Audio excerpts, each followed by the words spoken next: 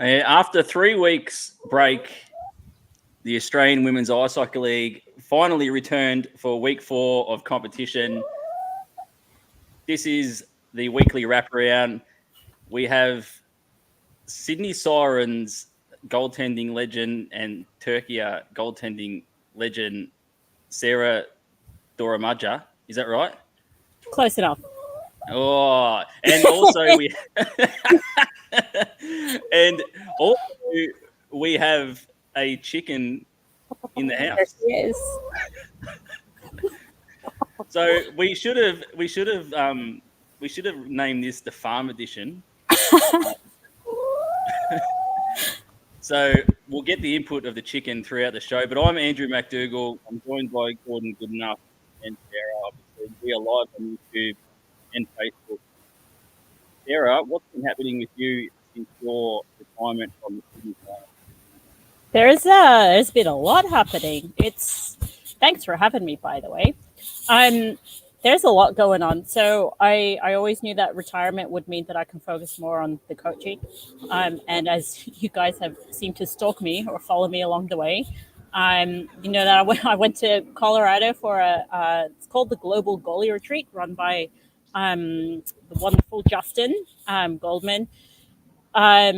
It's one for the coaches. So I went there last year. I went again this year. Thank you kindly to Don Stolley for helping fund that as well. So he's my New South Wales goalie guy. And then I presented at that. So for me, it's not just to go and just be there, but I impart my skill acquisition knowledge on them as well. So yeah, I got the goalie coaches dancing this year. And then a month later, I was in Arizona at their development camp with all their prospects. And correct me if I'm wrong, but as far as I understand, I'm the first Australian coach to have ever been to an NHL development camp in that capacity. So thank you kindly. So that was fun. And then I got to just tag along when they were here in Melbourne. So I'm coaching at the club level, still having like input at all sorts of levels, and I could add NHL to the resume now. So I've been busy. And Gordon, you haven't, in the space of our last podcast and now, there's been no more fires and no more missing children, I hope. No. Yeah, Tilly's still here, probably. She'd have to get past me to get out the door, so I'm pretty sure she's still here, and I don't smell smoke, so we're good. We're good. Well, we're excited to have you on, Sarah. It's really cool to have guests on, so people don't have to sit here and listen to Gordon and I just waffle on. But it was a big weekend of A-Dub action, which by the end of it, on win percentage, we've seen a change at the top of the standings, with the Adelaide Rush now sitting first on the standings, followed by the Melbourne Ice, who didn't play across the weekend, in second. The Perth Inferno, they travelled to Queensland and got 2 wins.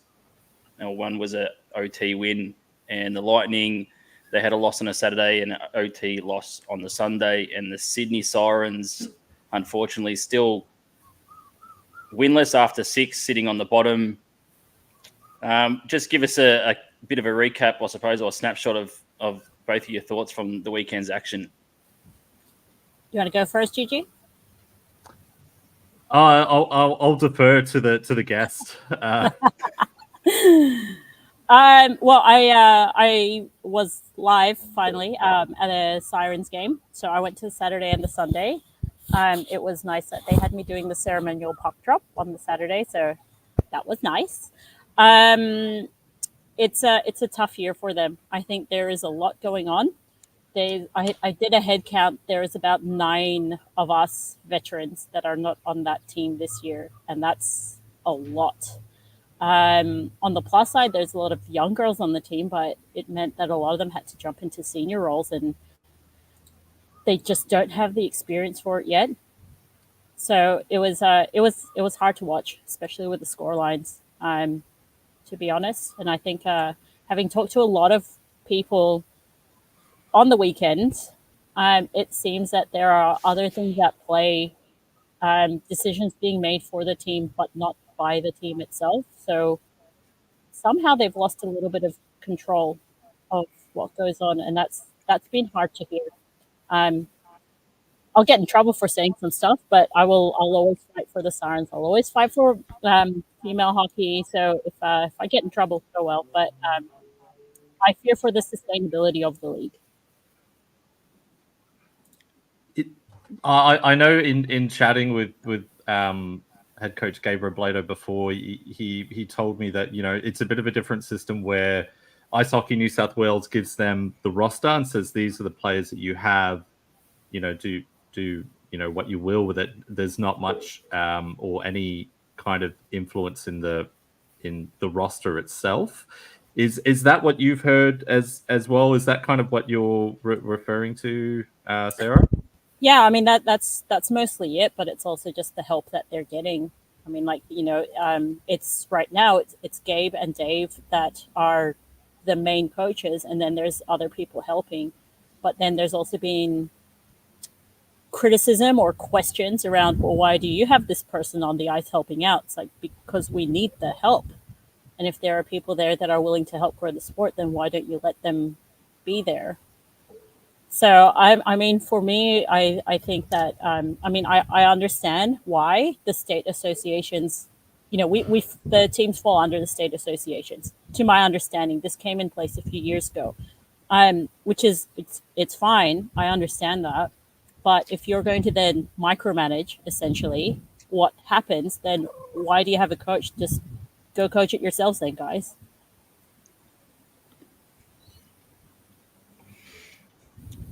And the first team we're going to look at from the weekend, I know, Gordon, you were pretty impressed when you were watching the Adelaide Rush, and you were impressed by Caitlin Malthano. I thought Jamie Lunn also had a terrific weekend for the Adelaide Rush. They continue to impress. They continue to work hard. They're very noticeable on the forecheck, and it doesn't matter if they've got 5 players out on the ice or they're on the penalty kill. They continue to play the same way, and they picked up 2 wins again on away ice. They were really impressive. Yeah, I'm a big fan of the Rush this season. They are a lot of fun to watch, unless you're a Sydney Sirens fan over the last few weeks. Sorry, Sarah. But you look at the mobile D that they have in Maya Tupper and Kirsty Venus that are just given the green light to do whatever they like, and then they're backed up by defensively responsible forwards and, you know, Kate Tahima, Nat Aris. You know, it's a fun team to watch, and I'm excited for their prospects this year. Also, big shout out to Amber Bedell, who scored her first career AWIHL goal as well. And Amelia Knott hasn't lost a game in the AWIHL. So 3 from 3 for Amelia Knott. Yeah, you look at the team, and, you know, it's exciting because players like Tash Farrier that, you know, are used to, you know, carrying the team, you know, she's been able to chip in, but hasn't had the burden of that. They've really shared the scoring around. That's what I've observed from my point of view. And Sarah Moroniuk, their new import, also got off the mark with her first AWIHL goal. Yeah, I agree. What did you see from the Rush on the weekend, Sarah? I like that they have rebuilt, because they're essentially going through what the Sirens are now going through now. But they've had a bunch of girls that have been together for a little bit that now seem to be actually working well together and executing things as they should. So it's nice to see. I mean, compared to how they were last year, it's very exciting to see. And then, you know, when you've still got the likes of Tash Farrier and Christovina still there. And I know Tash, she didn't play all the games last year. I don't think she was traveling anyway. So to have her as essentially a full-time player certainly helps, just having her experience out there. It was great to see. It's just so many young girls across the league. It makes us oldies feel nice that we could retire. And you mentioned Moroniuk, Gordon. When we spoke to Joey McDougall, he actually said that she was more of a defensive-minded player, but already popped up and scored a goal. I think the Adelaide Rush are really going to enjoy watching Moroniuk throughout the season. Yeah, I think so. They've also got another big import player that played with Maya Tupper at Adrian College in Regan Petrowski. She's just finishing off her schooling at the moment at Adrian College and will come over. She's a forward. She's quite a dynamic forward from what I understand head coach Joey McDougall has told us. So, you look at the Rush team and they're doing well now, but they're still yet to add another piece, which I think is exciting and exciting to see these players gel. But from what you were saying as well, Sarah, about, and we have referred to this before, that the Sirens position now is similar to the Rush last season. And head coach Jerry McDougall, we were talking, I think, about Tori Cebulski at the time in that context about her growth. And he mentioned it really helped having those players come in last season. And, Tori had a big role last year. She was playing every second shift, not just a third or a fourth line role. It was like a major role. And I think you see that with the Sirens too. We'll get on to them. But I think, hopefully if they can keep this group together, you'll see a lot of progress. And I think that they're a team that have certainly faced their fair share of adversity as well with the Rush. I mean, last year they everyone got booted out of the rink, and then next day everyone was back in, and then same thing happened again last week or 2 weeks ago. With the change of management, and then suddenly they were without a rink again. And because again, like I was talking to the coaches as well over the weekend, and how with the new management they stepped in and made sure that they were going to get looked after. So the Rush certainly know how to just keep fighting and pulling through. And the Rush they will have a week off, but when they return on December 16, they will face the Perth Inferno in Adelaide. And the Inferno are also the other big winners from the weekend, travelling. It's a fair trip from Western Australia across the country to Queensland to take on a Lightning team that's got a lot of talent, but they're able to pick up 2 wins and a shutout on the Saturday, and then a real tight arm wrestle on the Sunday, which we called Gordon, with Elizabeth Scala getting the game winner. The Inferno looked really good once again. Yeah, Inferno looked good. Some useless stats that I'm going to bring up. So this was the first time that the Inferno have won both games over a weekend since January 2020. And this is the first time, and that was against the Brisbane Goannas. And this is the first time that the Perth Inferno have won both games on the road on a weekend since February 2019 against the Brisbane Goannas. So congrats to the Inferno for, getting that useless stat off of their back. As I said to you in the chat, our stats person Tristan's out of a job now as Gordon is pulling out all these interesting stats. Well, they're from esports stats, so I'm not sure about the veracity of the stats. But we mentioned Elizabeth Scala had a huge Saturday, a 6-point Saturday, and then got the game winner on Sunday. Just an unbelievable performance across the weekend. A really talented player. And there is another stat that you have on Biz, Gordon. Is that the 50 AWIHL goals? Is that the one? Yeah, that's the one. Yeah. So, yeah, I mean, Perth Inferno, they already posted that. So it doesn't take my genius to be able to come up with that stat. But I'm interested, Sarah. You faced Elizabeth Scala before. Tell us about what you see from her as a player. Well, I'm proud to have contributed to that milestone for her. As I have no idea how many she's put past me. Look, I think for me, it kind of seemed like out of nowhere, Perth had this injection of quality players. I couldn't even tell you how long. I mean, you guys would know how long she's been in the league. Gonna have to ask Tristan that one, mate. I can tell you all the Siren stats. I can't tell you about any other team. Yeah. But I mean, she hasn't been there for very long, and Perth itself hasn't been there for very long either. So, there's in every team there's a few key players just to be on extra alert for, and she is definitely one of them.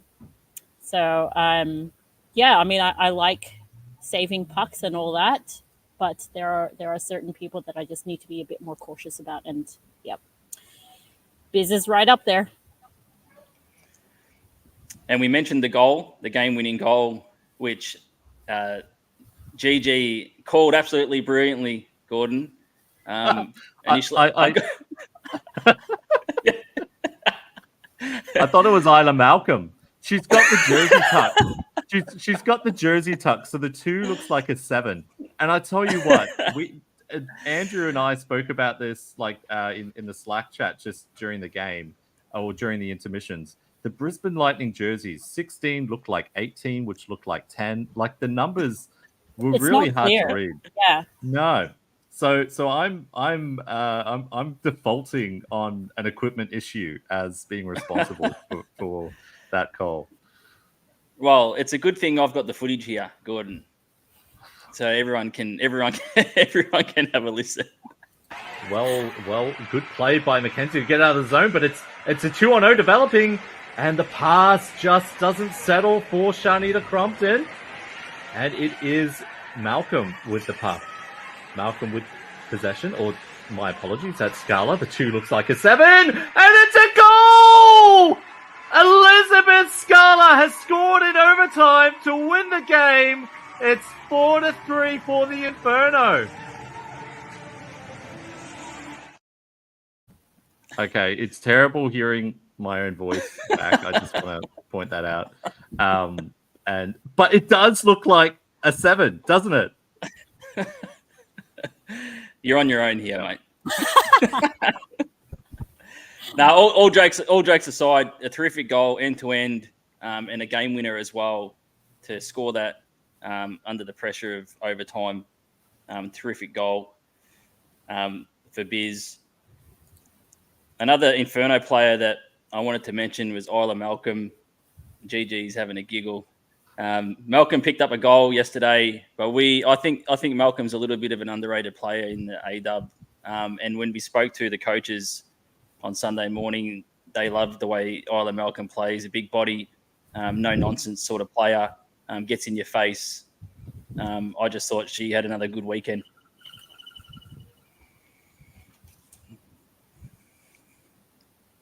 You go. You're the only one, mate.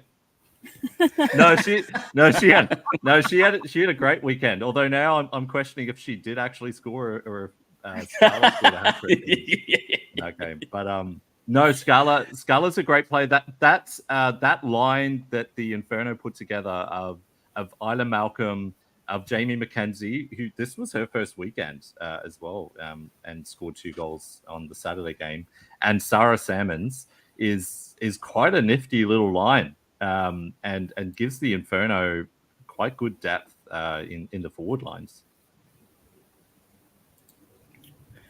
Yeah, I agree.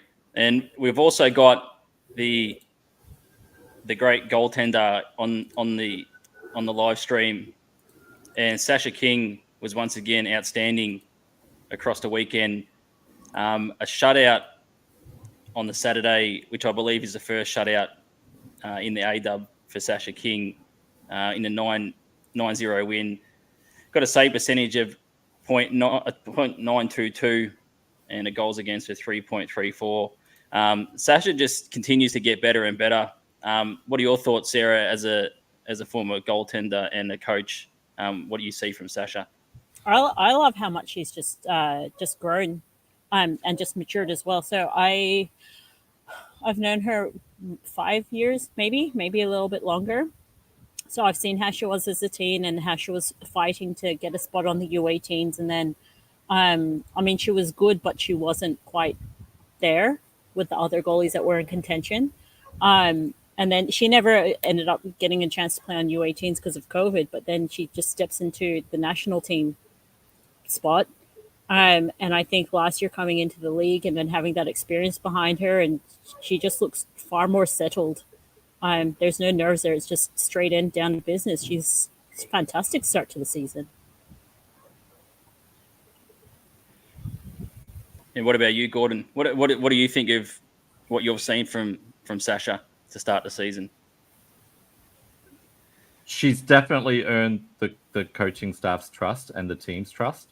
We talked to both Graham and Tony Hyde on Sunday, Andrew, before the call, just to, so that we could be prepared for the game. And we asked about, Sasha King's shutout, and he said that the entire bench was talking about it on the bench, being like, let's, we got to box people out. We got to make sure she gets good looks. So the team was fighting for her. The team was eager for her to get the shutout. So I think that speaks to the regard that the team has for her. And you look at, some of the games, even last season and this season, she has definitely kept them in games that they probably shouldn't have been, and stolen some games for them. So I think it's great. And, congrats to her. Only 20, so bright future. Yeah, I think it's absolutely sensational. And I am gonna mention that Graham Hyde said that we may see Vivian Vu in net again. And the coaching staff really liked Vivian Vu. He really wanted to get that, break the duck, get 2 wins in a row. Consistency has been an issue. That's why they went back to back with Sasha King. But I'm also really looking forward to seeing Vivian Vu this season. Yeah, and it's probably a good segue into just goaltenders entirely, because I think in the A-Dub we're pretty blessed with active talented goaltenders with Taylor Pierce, Katie Meyer, getting start on the weekend as well. I'd just like to get Sarah's thoughts, especially on the goaltending in the A-Dub and all the goaltenders that are coming through the system, because I just think that we're absolutely blessed with watching some really talented goaltenders in this competition. Yeah, and I think this does stem down to not having import goalies in the league. And I think I know there's some people that have wanted to change it, but I think we absolutely have to stick by it. And we 100% need to be supporting our locals, because we see what's happening. There's so many, there's a handful of veteran goaltenders that, I mean, you guys would not have seen play, because essentially they were pushed out of the league because they weren't getting the support or being pushed aside to imports and whatnot.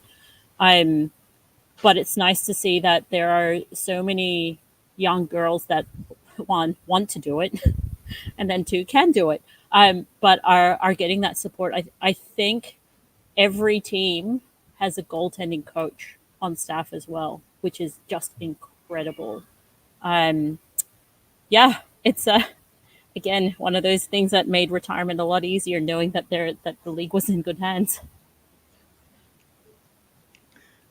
Yeah, what are your thoughts, Gordon? What about the goaltenders throughout the competition?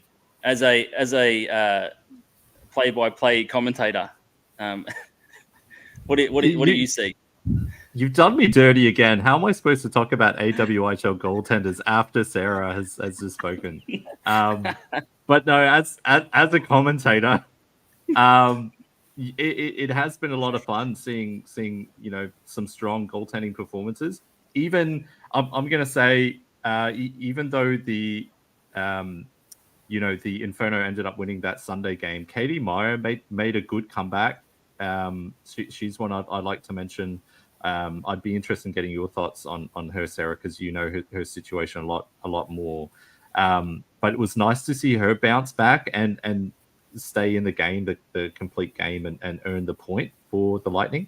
But yeah, it's a lot of fun.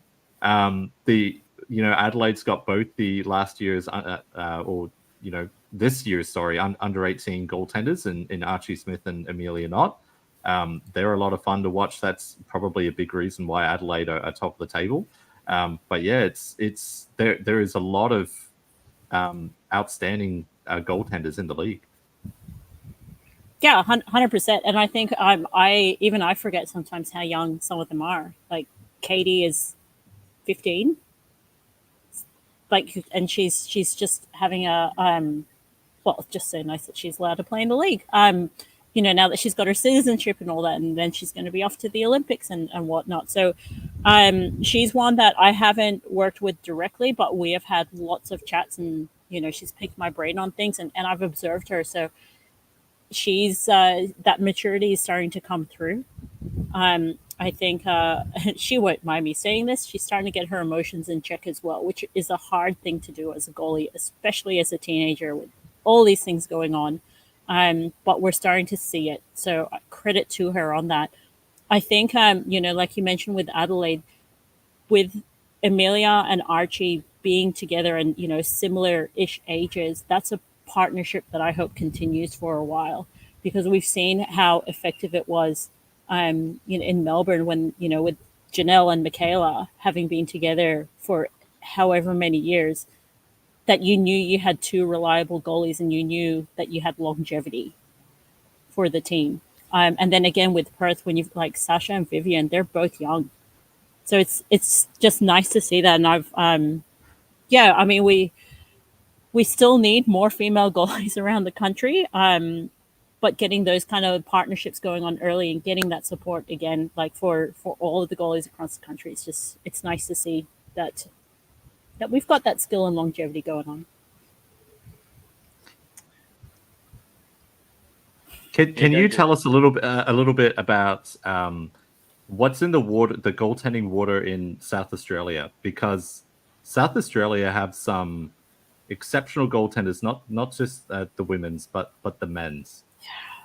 Yeah, I mean, look, it's a shame that that Glenn Forbes White had to go off to Brisbane, but I get it.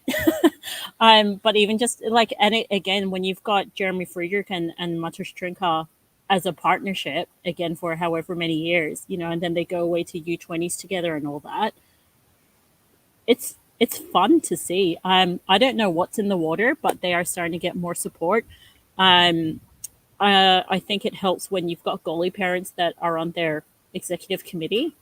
When you've got, Amelia's dad is president of Ice Hockey SA, so that I'm sure that certainly helps. But even this year, so I went over to Adelaide in April and I ran a goalie camp for them. I didn't realize that that's the first time they've ever done a standalone goalie camp. So Yeah, well, these goalies have, again, they faced adversity. They've got the one rink that they can play and train and do everything out of. So, but they've just stuck through and had opportunities and just taken them on board and doing lots of great things. and they seem very grounded too. I know you dealt with Matus recently, Gordon, and you said how much you appreciated Matus's time, and he took the time to speak to you. So that's one of the things I've noticed as well. One of the things, if you've got any comments, drop them in the chat. We'll put them up on the screen. Any questions, any comments? You mentioned Katie Meyer being 15 before and emotions and things like that. Being a goaltender, and can obviously be a lonely place sometimes. How do you deal with that if you're sort of having a bad game, like the Saturday, I suppose, was a 9-0 scoreline? How do you deal with that as a goaltender throughout the game? I think for everyone it's different. I mean, I know that in my career there were some terrible games that I played and some really horrible scorelines, but we didn't. Again, like who did I have goalie coach? We had a couple along the way, but I think now, for like Brisbane, they've got Jaden Pine Murphy there, and he's there on game day, so you've actually got someone that you can go and chat to that's going to give you their time. It's not, oh, head coach, do you have a word or two to say to me? So I think it's changed a little bit. I think also that accessing resources that will help you is huge these days. So I think just having a goalie community certainly helps. I don't want to make this sound bad on players, but I genuinely don't think a lot of players understand what we go through, because it is hard. Because when we make a mistake, it goes up on the scoreboard for everyone to see, and then there's all these people cheering against you because you let them score, right? So I think you do definitely have to be resilient, and everyone's just got to find their own way to brush it off and just bounce back. It's I mean, I had this chat with Naoka on the Sunday game. You know, at the end of the game, like I pulled her aside. I mean, you guys were commentating, so you saw, but she pulled herself from that game because it did get too much. So I think definitely having some sort of mentoring, obviously for players as well, but for goalies, it's a different mindset you need to have. So I mean, we talked about it, and like I could tell her all the things that I do, but essentially she's going to have to find what's her reset button. Yep. And from the Sirens weekend, they are still winless. But we did see, we sort of called it, Gordon, or we did actually call the game, but at the time we sort of called it. It's possibly the save of the season. And GG, you're going to have to listen to yourself once again, unfortunately. From being converted on, and now Adelaide, a little mini break here. Shot saved by Lakari. Are you serious? Unbelievable save. The pass, the stretch pass. Tupper breaks free. Lakari with the left-handed glove save. That is highlight reel stuff. I think it is the save of the season. Made it look easy, and it obviously wasn't. But when we talk about the talent of the goaltenders, I think that's save of the season at the moment. Yeah, for sure. It was fun. It was fun to watch. Sorry, I didn't know. Like, whose turn is it? Who's talking? I will. I mean, I'm going to spoil this for everyone. Because I know, I've had my highlight reel saves and whatnot, but any of those saves that make the highlight reel means you were out of position, and it's a desperation save. So I know it looks cool, but no one likes watching just boring goalies make stock standard saves. In saying that, like, it's great that Ella pulled off that save. But yeah, sorry for the spoiler for everyone. That's the reality of it. The ones like you watch the NHL ones and whatever, like, oh, spectacular save, how did they get it? It's like, well, it's because you were in the wrong position to start with. Yeah, I think that's I think Ken Dryden used to say that a bit as a goaltender. That but yeah, it was. I mean, Maya Tupper. It was funny. Like afterwards, she just looks up and she's laughing. It's just like, how did that not go in? And the flourish. It's the windmill flourish that gets me as well. Oh, here we are. We've got Christian Knott in the chat. I've seen Sarah run a camp. Boring goalies are her favorite. Any comments, Sarah? It's true. Well, because it's consistency, right? And it's reliability, and they're going to get the job done and be a boring goalie.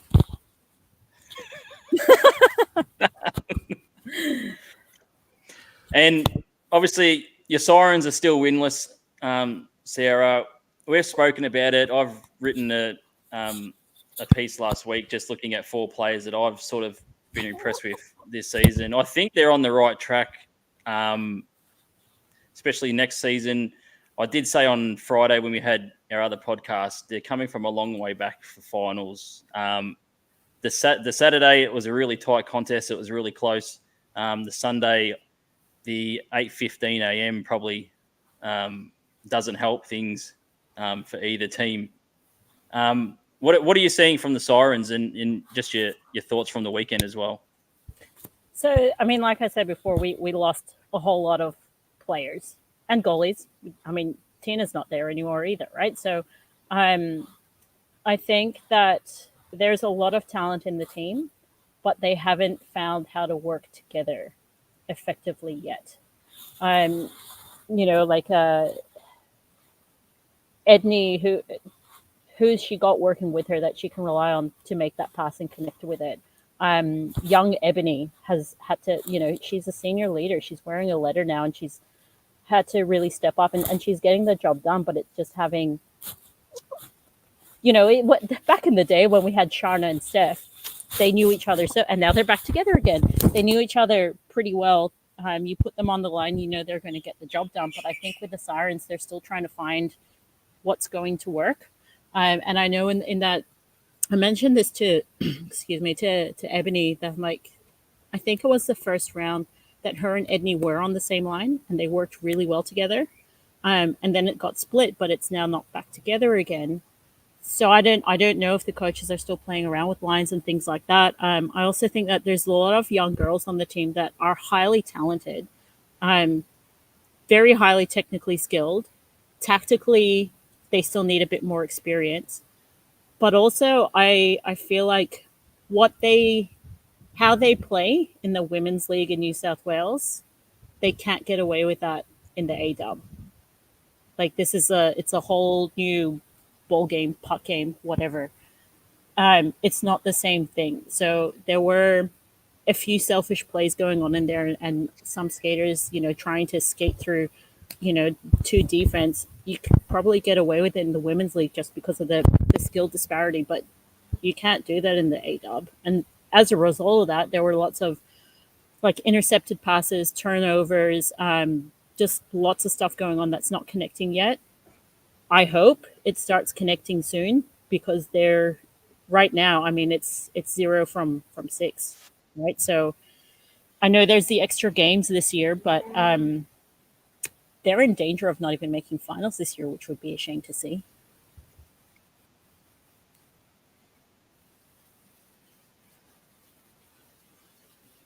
It hurts. It hurts, guys.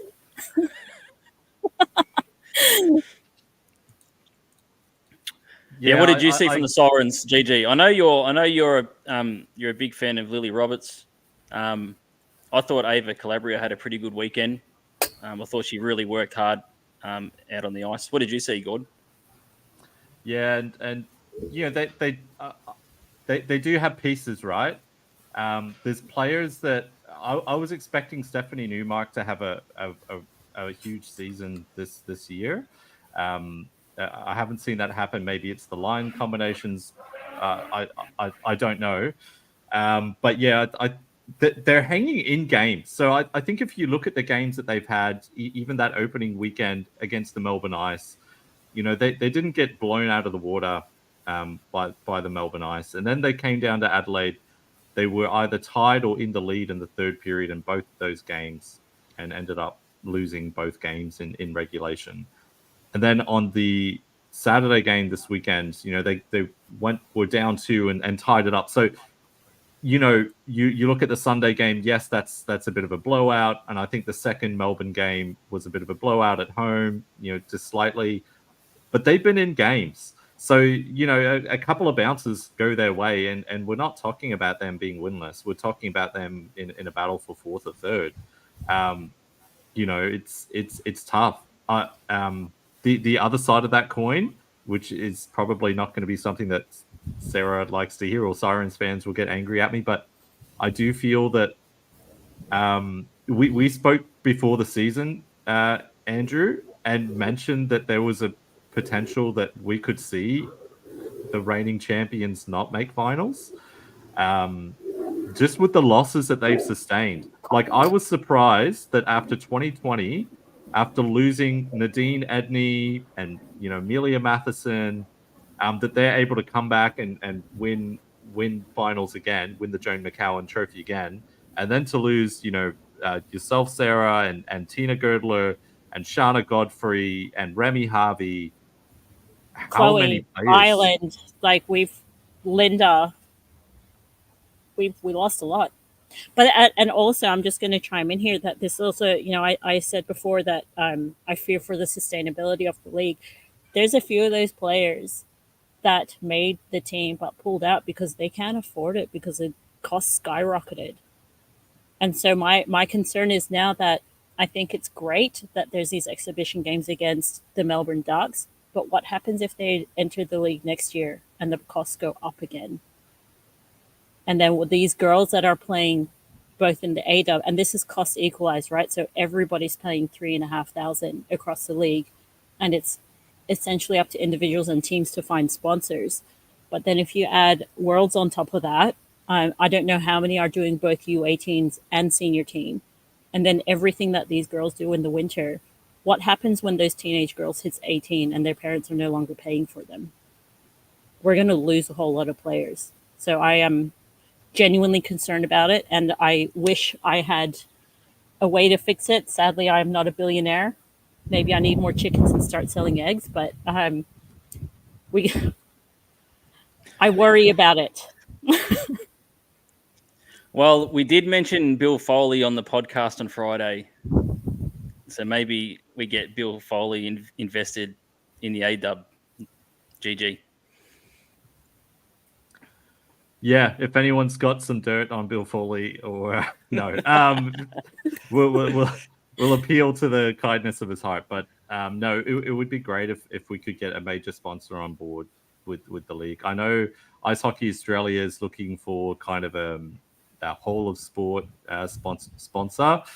I would love for the AWIHL to be fully funded. Similar to how the AIHL, is run at the moment. How likely that is short term, I'm not in the know enough.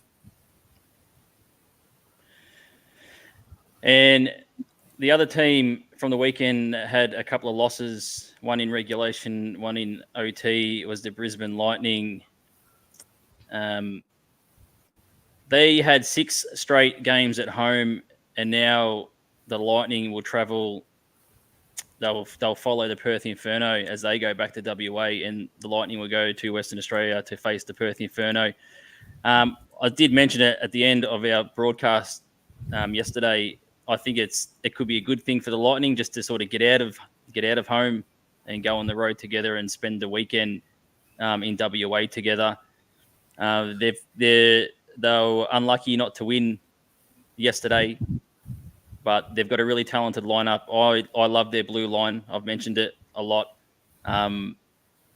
Their lines are pretty stacked, and I wouldn't be surprised if they hit the road in Perth and can at least grab one win.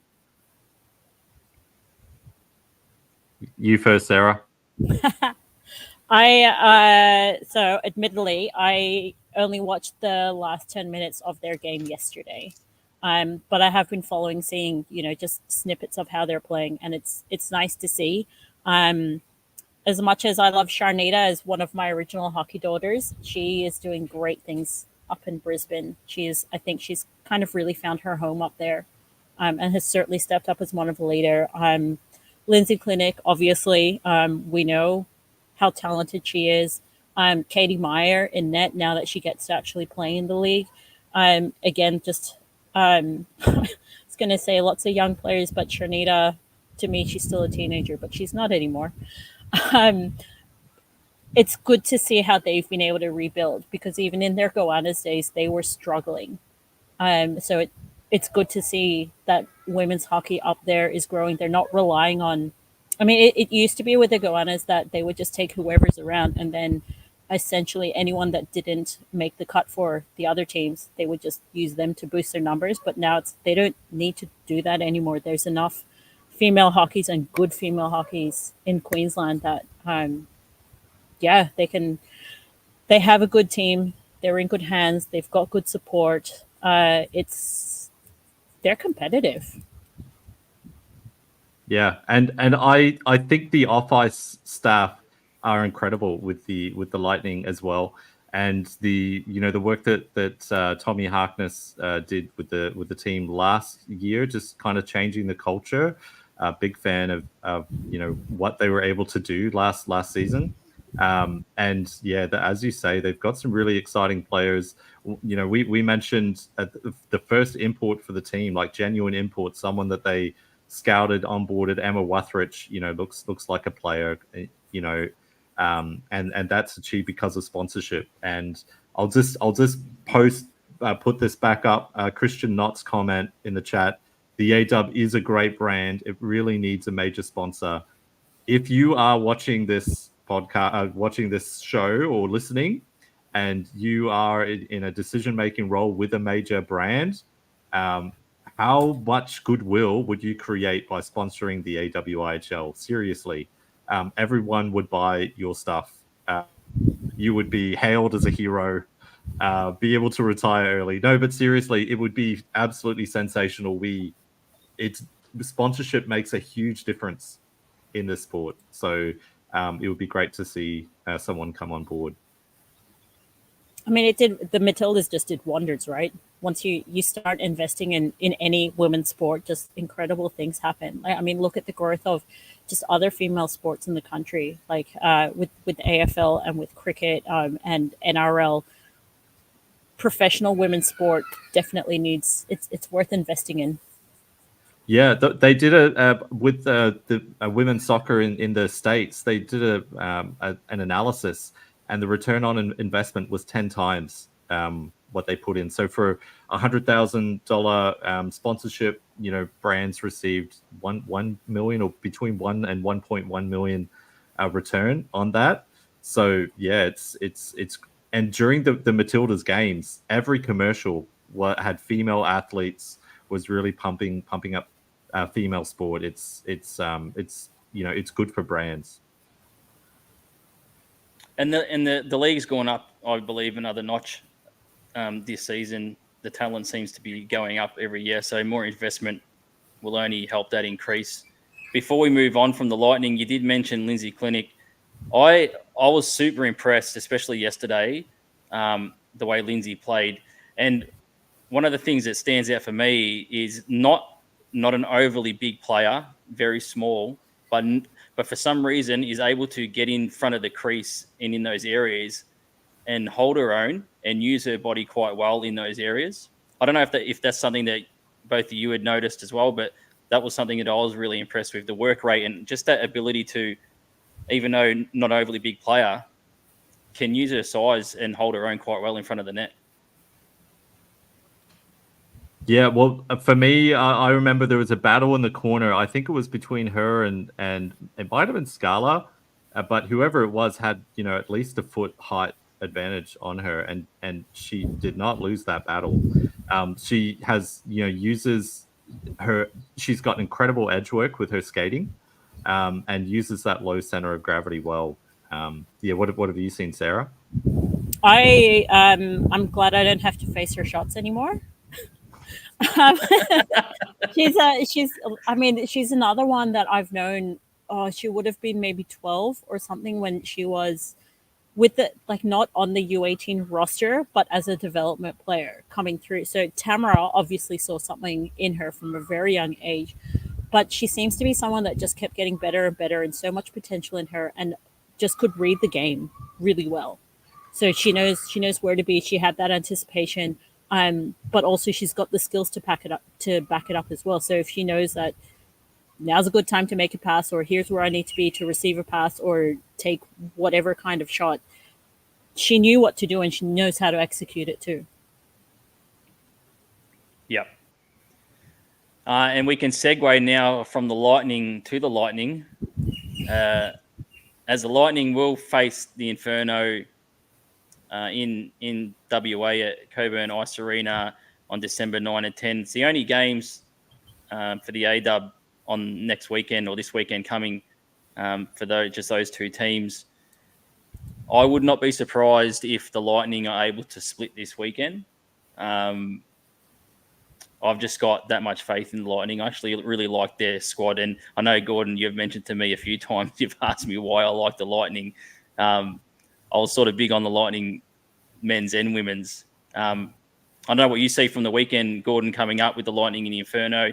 I'm guessing there's going to be a pretty big crowd there. I've got the feeling that the Inferno fans are sort of waiting for their team to arrive on home ice after watching them away to start the season. Yeah, and I'm a Lightning. I like the Lightning too. It's so not asking that out of why the Lightning. The Lightning have a good balanced squad, I think. And I think, as if if Tracy McIntosh and Katie Meyer can find a groove as a goaltending partnership, they certainly see themselves as championship contenders, and why not? Anyone can beat anyone on their day. The turnaround that they had in both weekends against the in all 3 weekends. So they lost to the Adelaide Rush that first weekend, came back and won 6-2 in the second game, lost to the Melbourne Ice and were out of the game pretty early, came back and won the following day 7-5 or something, and then again this past weekend against the Inferno, taking it to OT. So they certainly have character. So yeah, I wouldn't be surprised if there's a split. I think Inferno would have to be the favorites on home ice though.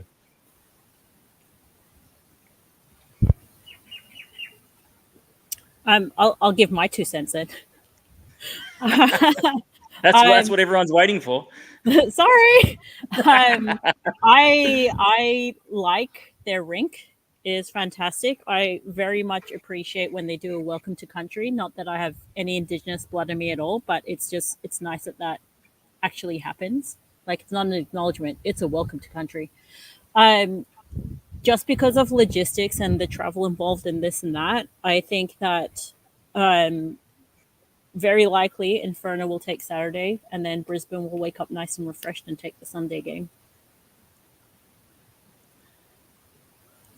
As a former goaltender, will the Lightning, do you think, split the travelling weekend with different goaltenders for each day, or will they just ride someone, do you think, if there's a good Saturday performance? Because as Gordon mentioned before, when he was talking about the Lightning backing it up, that game against the Melbourne Ice, Tracy McIntosh is unbelievable.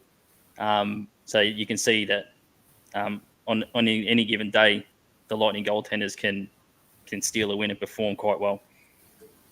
Yeah, I mean, I'm going to talk on this realistically as a former player, as someone that paid their own way to play in the game. You don't want to be traveling to Perth to sit on the bench all weekend.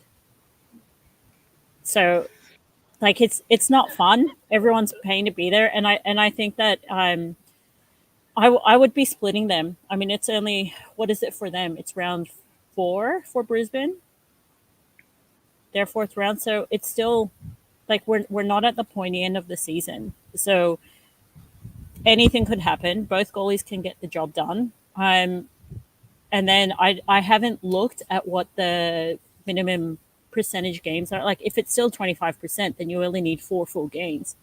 And if they're just going to play Katie and Tracy, like if they're not going to play the reserve goalie, then does it really matter at this point? Yeah.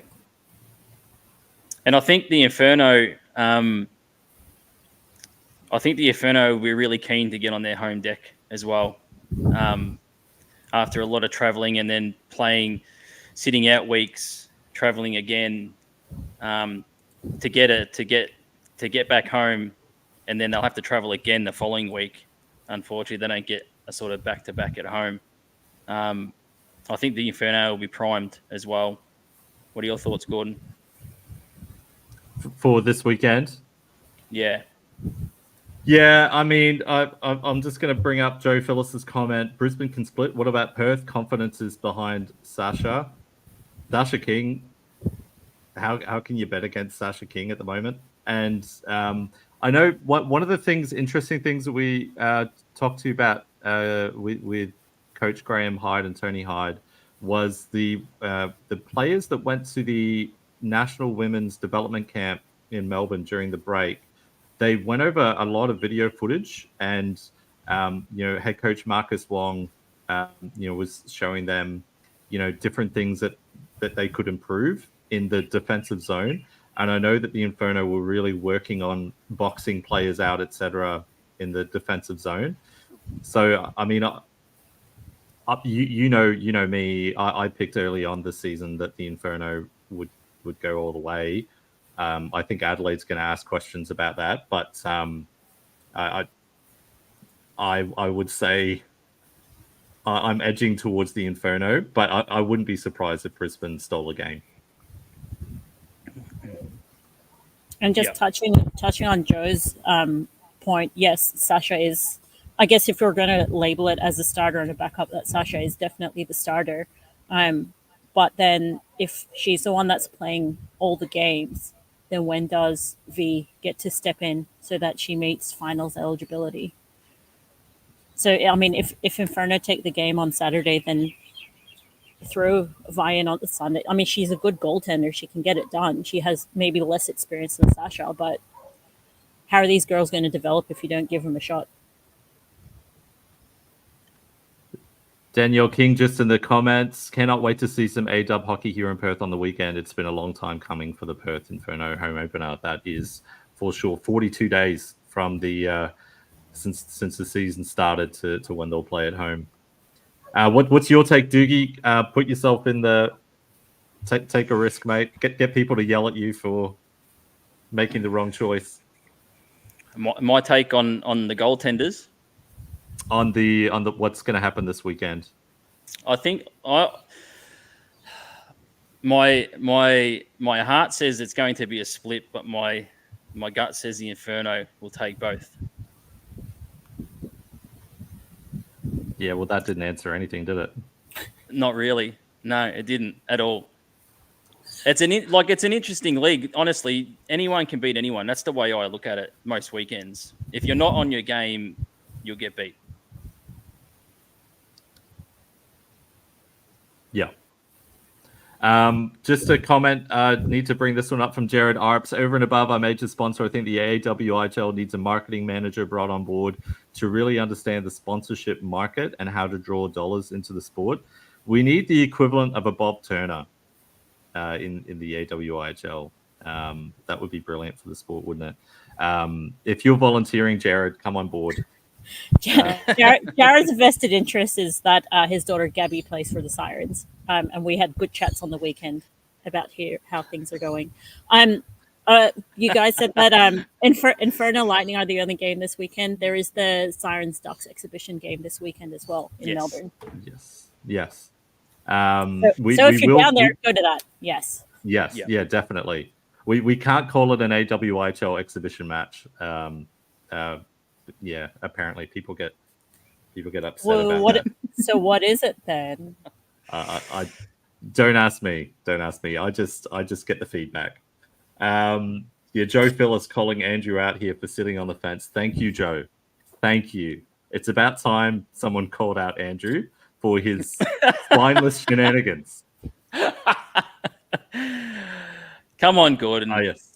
And it's not sanctioned. Okay, so they're not sanctioned games. So that would be okay. That would be why. Because I think they only need to play 2, but they've organized 6, so they're pretty keen. I think that's how it was with Perth, but then Perth came to us. It's not like we had to go to Perth. So I don't know. I don't play this anymore. Gotcha. Yeah. All right. Yeah. So I don't know. As much as I'd like to see the league expand, it's not going to happen unless there are major sponsors. So please, people, give the league money. Yep, 100%. Yes, Joe Phillis. All of our development girls are going to play in February. That's at Ice HQ against the Melbourne Ducks in an exhibition game. Thing, whatever. Yep. In a scrimmage, we'll call it a scrimmage. They're going to play shinny. It's going to be good. Well, I think that'll do us for weekly wraparound this week. For those that are tuned in live on the Facebook and YouTube, thank you. For those who have commented, thank you. We hope you're enjoying this weekly live sort of recap of the weekend's action when the A-Dub is on. We enjoy talking about it. I hope you enjoy listening. Sarah, thank you very much for coming on the show today. We really appreciate it. We love everything you do. We love you. We love your chicken.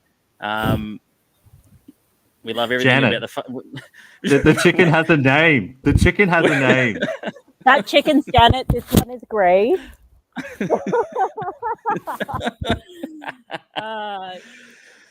Thank you guys for having us, and I'm sure I'm going to speak on behalf of lots of people. Like, we really do appreciate everything that you guys are doing not just for hockey in Australia, but especially for the AWIHL. I mean, the fact that you guys commentate now too, add that to your resumes. No, but seriously, appreciate everything you guys do for us. It's certainly helping to grow the game. No, it's a privilege for us. We've got Christian not asking, when do Sarah and the Chicken get a spin-off show? That I would tune in. I would tune in for that. Yeah, just a 2-person panel. Joe Phyllis passing on her love to you, Sarah. I love her too. I got to give her hugs on the weekend. Yeah. I don't think you got to play against her last season. No, and it was terrible because we both knew we were retiring. So that was sad. So yeah, Yes. well, I'm glad Joe Phyllis is still involved with the Rush. Yeah, so it's as team manager, I believe, this season. So, and it's good to see your face still around, Sarah. But yeah, thanks for coming on. I really appreciate it. Yep. Thanks for tuning everyone on, and we'll talk to you. When are we going live next, Gordon? Next week at some stage. We don't know yet. We'll figure that out. And when we do, we'll let you all know. Until then. Jared Arps with the last word. Call the spin-off the chicken or the egg. That's a solid choice. Yeah. Hey, you got to give the people what they want. Just wait till I get goats. All right, Well, thank you guys. You're the goaltending goat for us. So, oh, GG. On that note, we'll speak to you next week. See ya. Bye.